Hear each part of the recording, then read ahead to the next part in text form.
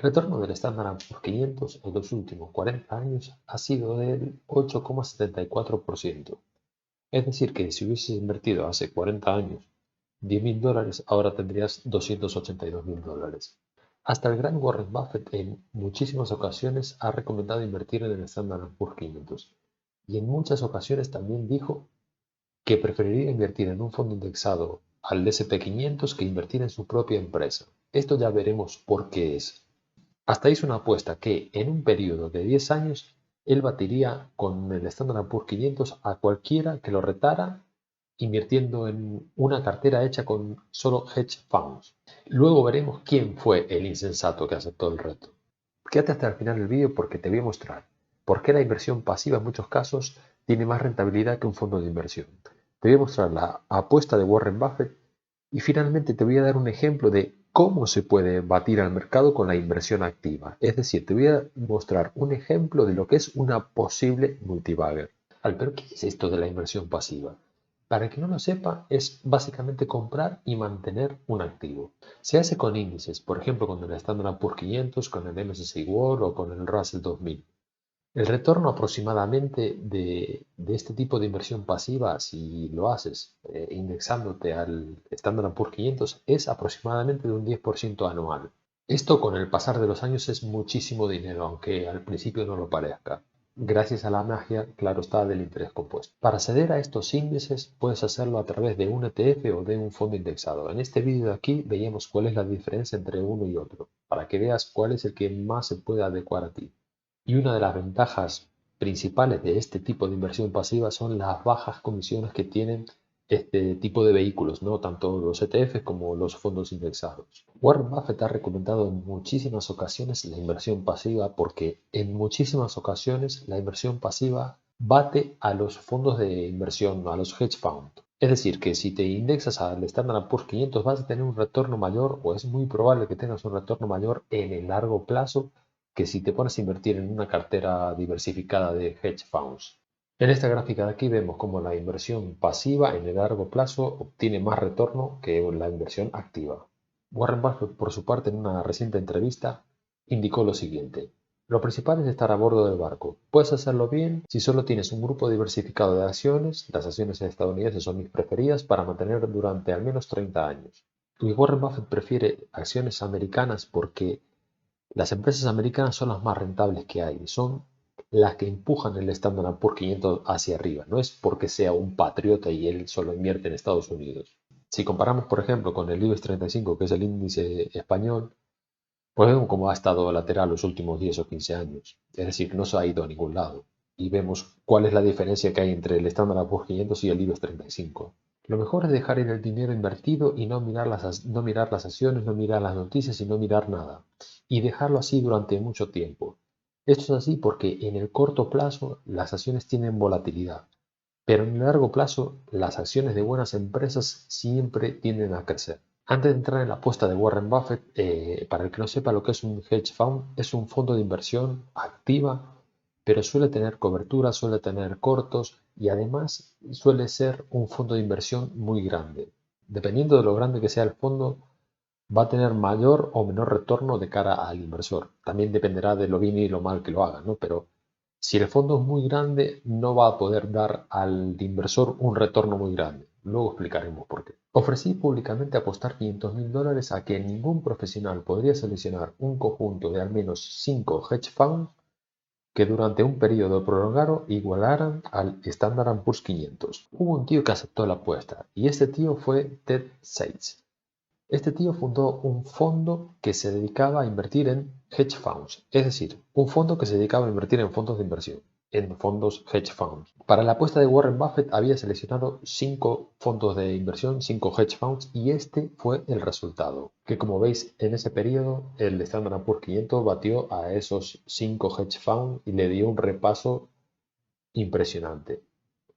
Y esto es contando la crisis que empezó en el 2008, porque recordemos que la apuesta empezó en 2007. Finalmente, de cara a las inversiones, según Warren Buffett, habría que tener en cuenta siempre estos 3 puntos que son muy importantes. Cuando un fondo lo hace bien en el corto plazo, atrae mucho dinero. No lo hagas. Esto es lo que se conoce como perseguir rentabilidades. Es decir, cuando un activo o un fondo o lo que sea empieza a subir en la bolsa, muchos inversores ven eso como una oportunidad, se quieren subir al tren, pero desgraciadamente tarde o temprano eso vuelve a la media y vuelve a caer. Esto pasó con los fondos de Cathie Wood, pasó con, bueno, en innumerables ocasiones a lo largo de la historia de la bolsa. Segundo punto, cuanto más grande es el fondo, más difícil es hacer dinero. Esto es así porque las empresas que más crecen en bolsa son las que más rápido crecen y suele darse con las small caps.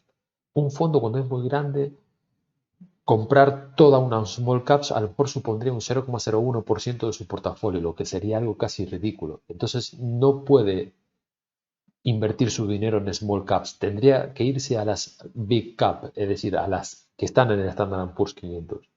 Por lo que de alguna forma esos fondos de inversión se están como indexando al Standard Poor's 500 porque están invirtiendo las grandes empresas de Estados Unidos y no las small caps, que son las que mayor tasa de retorno tienen. Por eso el rendimiento que tienen no suelen superar al Standard Poor's 500 porque están cogiendo empresas del propio Standard Poor's 500. Y el tercer punto es que hay un conflicto de intereses. Un gestor quiere que su fondo sea cuanto más grande mejor, porque cuanto más grande mejor va a obtener él muchas más comisiones. Pero a medida que se va haciendo más grande, por la razón que acabamos de explicar en el punto anterior, el retorno hacia el inversor va a ser menor, porque ese fondo, a medida que se hace más grande, tiene que invertir cada vez en empresas más grandes, por una cuestión de liquidez, básicamente. Por eso, mi recomendación ha sido siempre un fondo indexado al S&P 500 de bajo coste. Mis amigos que solo poseen medios modestos, por lo general, han seguido mi sugerencia. Chicos, recordad que podéis darle like al vídeo, que a mí me ayudáis muchísimo y a vosotros no os cuesta nada. Bien, en este vídeo hemos comparado el Standard Poor's 500 contra los hedge funds. Pero ¿qué pasa? ¿No se puede batir al Standard Poor's 500? ¿Vosotros qué creéis? Desde mi punto de vista, sí se puede batir al Standard Poor's 500. Sobre todo si somos un inversor retail como nosotros. Es decir, que podemos comprar small caps y porque son las que más tasa de retorno tienen. Y es donde además hay mucha más ineficiencia del mercado porque los analistas y la mayoría de fondos de inversión, los hedge funds, no miran las pequeñas empresas, están siempre concentrados en las que son grandes o muy grandes. Entonces, como inversor retail, si aprendemos a hacer las cosas bien, sí podríamos llegar a batir al mercado. Pero eso requiere trabajo, requiere analizar empresas, requiere modelar empresas, requiere un trabajo de investigación. Pero es justamente aquí, en las small caps, donde están las multibaggers, donde Peter Lynch hizo millones, donde Warren Buffett hizo sus primeros millones, donde más rápido crecieron estos inversores, fueron con las small caps. Por lo que aquí está en ti, aprender a valorar empresas y tomarte el trabajo de empezar a analizar y todo el tiempo que eso conlleva y obtener un retorno que va a ser un poco superior al Standard Poor's 500, es decir, puedes llegar, si lo haces bien, entre un 15 y un 20% o un poco más incluso.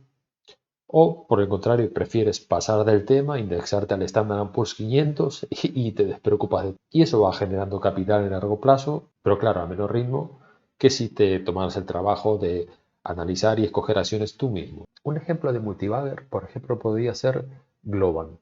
Globan es una empresa argentina que cotiza en la bolsa de New York y es posiblemente, junto a Mercado Libre, uno de los mejores ejemplos de emprendimiento que hay en toda Latinoamérica.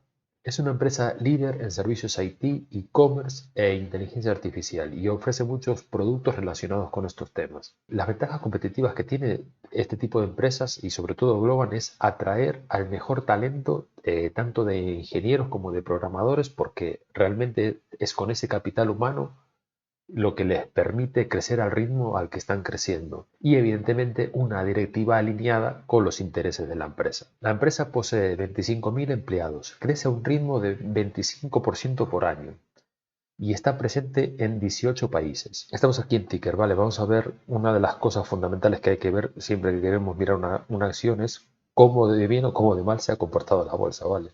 Entonces para eso pues vamos a su gráfica. Y como vemos, pues ha nacido y ha estado creciendo. O sea, esto sería un paso, digamos, muy burdo, pero si la acción fuera al revés, así, pues a mí no me inspiraría confianza. Una acción que tiene esta forma, su gráfica, pues me invita a querer investigar un poco sobre esa empresa. Fijaros cómo va creciendo en ventas a lo largo del tiempo, es decir, tiene una media de 30%, un KGR de 30% a lo largo de todos estos años. Tiene unos márgenes EBIT que son bastante decentes para este tipo de empresas, cerca del 15% de media, 15-16% aproximadamente.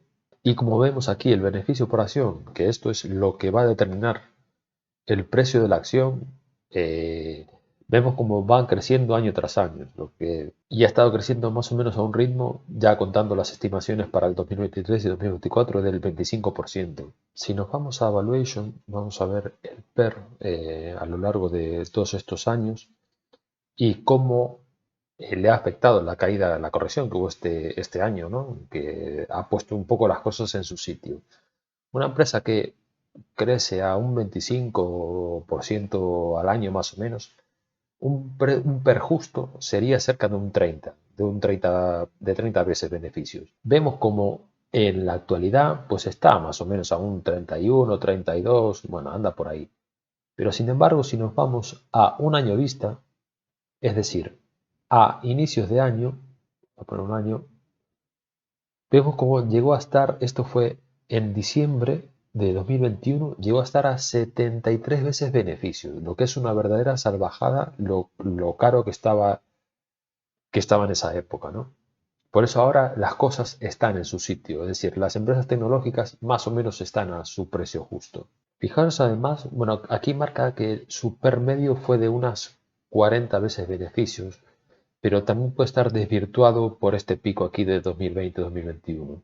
Pero sí que es cierto que ha estado en 30 y pico de veces beneficio super, lo cual indicaría que ahora estaría en un precio justo. Ahora no estaría demasiado barata, pero está en su precio justo, digamos. Aquí tengo esta empresa modelada. Cuando la modelé fue hace pues más o menos un mes, que cotizaba en aquel entonces a 165, ¿vale? Esto está estimado a un crecimiento del 25% por año y le estimo un PER futuro de 35 veces beneficios. Yo estimo que esto es lo normal. Podría ser que el mercado pues, se corrija en el futuro, es que eso es un poco incierto también. O podría ser que continúe su ritmo actual y que se siga pagando más o menos al PER que está ahora. Si lo estimamos con el PER futuro de 35, nos da que para dentro de 5 años estará a $404 la acción. Es decir, tendríamos un rendimiento del 20% por año acumulado. Si ponemos el precio de ahora, que está a 190 aproximadamente, pues evidentemente el retorno va a ser menor, ¿vale? Es decir, va a ser un 16% por año acumulado. También, si estimamos un PER futuro, que es decir, supongamos que el mercado se pone eufórico como en 2020-2021 y empiezan a pagar 70 veces beneficio, que esto es muy probable que se dé, ¿no? Pues tenemos como que el rendimiento acumulado de aquí a 5 años sería un 33%. Si suponemos que en vez de estar eufórico, el mercado está un poco de capa caída y tal, que no se han aclarado con los tipos de interés y que la inflación pueda estar un poco latente y que se esté pagando a un PER 30, bueno, pues aún así tendríamos un rendimiento de 13% anual de aquí a 5 años. Esto es modelándolo a través del PER, ¿no? Este ejemplo que vimos no es una recomendación de compras, simplemente es una empresa que tiene posibilidades de seguir creciendo y que genera beneficios y que tiene unos márgenes bastante decentes. Esta empresa tiene una capitalización de 7 billions aproximadamente, lo que es una small cap, pero bueno, ya es una small cap un poquito desarrollada. Es un ejemplo de una empresa que lo está haciendo bien, que está creciendo a un buen ritmo, que es un doble dígito y es un 25, puede llegar a un 20 dentro de algunos años, porque evidentemente ese crecimiento se va a ir ralentizando. Pero sí que la intención era mostrar este tipo de empresas que su valor está centrado en el capital humano y que dedica mucho esfuerzo a tratar de encontrar los mejores ingenieros, los mejores programadores, porque saben que esa es la forma que tienen de crecer. Es lo mismo que hace Facebook y lo mismo que hace Microsoft y lo mismo que hace Google. No contratan a cualquiera, contratan siempre a los mejores, por más que le tengan que pagar más dinero que a uno más normalito, porque saben que esa es la forma que tienen para crecer. Y evidentemente una directiva alineada con los intereses de la empresa, como es este caso.